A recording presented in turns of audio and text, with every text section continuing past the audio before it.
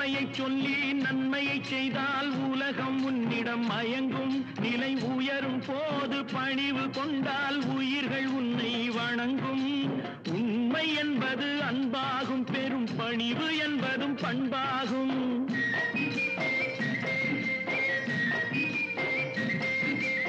உண்மை என்பது அன்பாகும், பெரும் பணிவு என்பது பண்பாகும். இந்த 4 கட்டளை அறிந்த மனதில் எல்லா நன்மையும் உண்டாகும், எல்லா நன்மையும் உண்டாகும். 6 மனமே 6, அந்த ஆண்டவன் கட்டளை 6.